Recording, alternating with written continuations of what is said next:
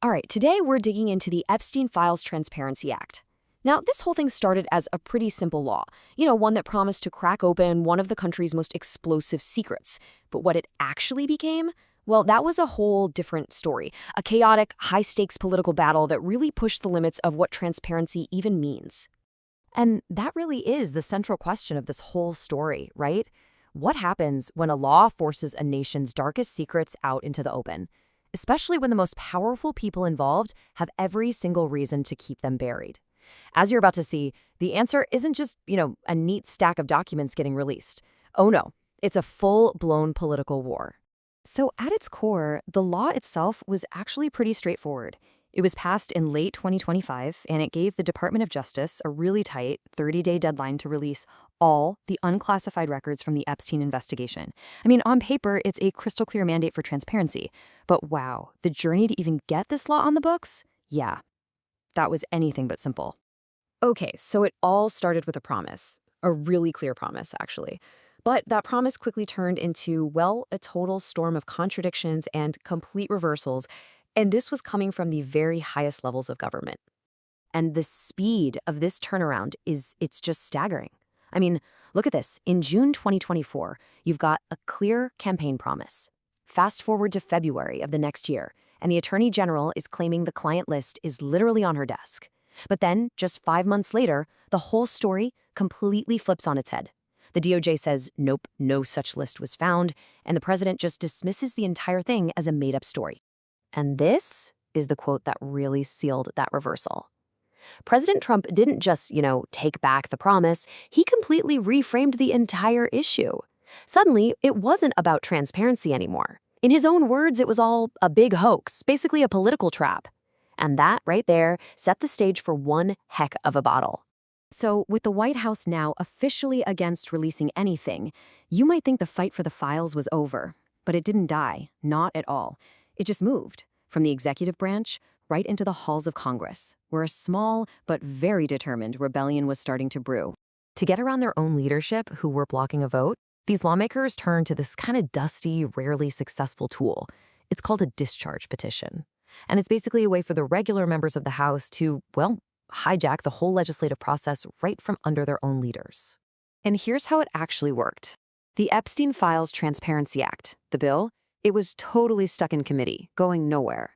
So its supporters filed this discharge petition. The goal was pretty simple.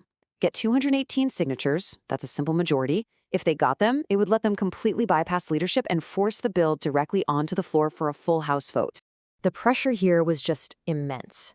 I mean, you had Republican Representative Marjorie Taylor Greene, who was a key backer, saying things like, the Epstein rape and pedophile network must be exposed. If something happens to me, I ask you all to find out who. So you can see, this wasn't just being framed as some boring legislative fight. It was being presented as a truly dangerous battle against powerful, hidden forces. And it worked. I mean, it actually worked. Despite all the opposition from the administration, that petition got the signatures it needed, and the bill hit the floor. The result was nothing short of a political earthquake. The vote was 427-1. Just think about that. A stunning, nearly unanimous, bipartisan smackdown of the official White House position.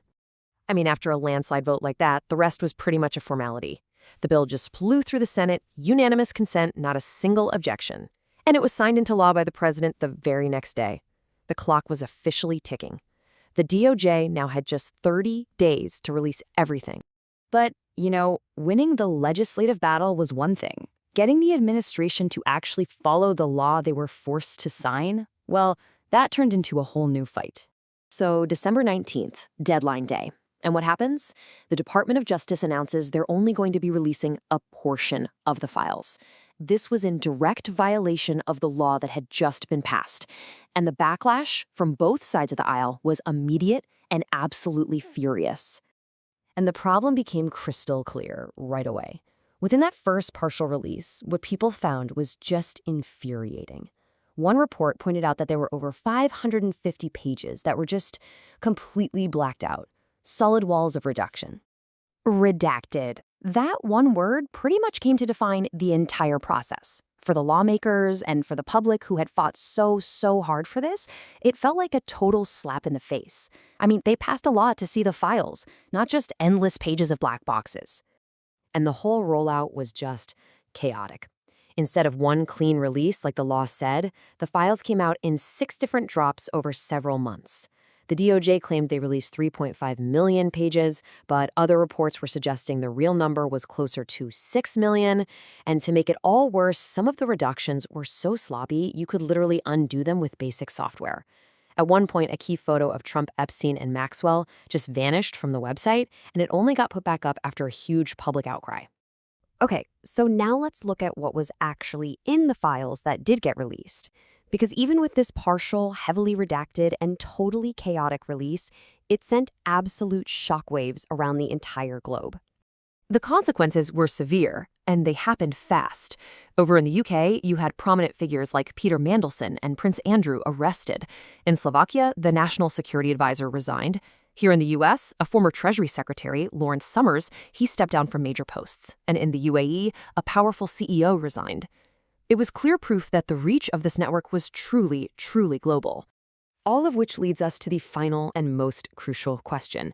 After all the political drama, after the global fallout, did this act actually deliver what it was supposed to?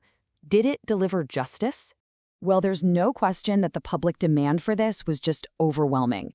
A poll taken during the legislative fight showed that a massive 90% of Americans wanted at least some of the files released, and 77% of those wanted everything to come out. The people's mandate for transparency couldn't have been clearer. But then, there's another perspective. This quote from law professor Daniel Richmond, it argues that releasing the files this way wasn't some great triumph of justice, but actually a symptom of its failure.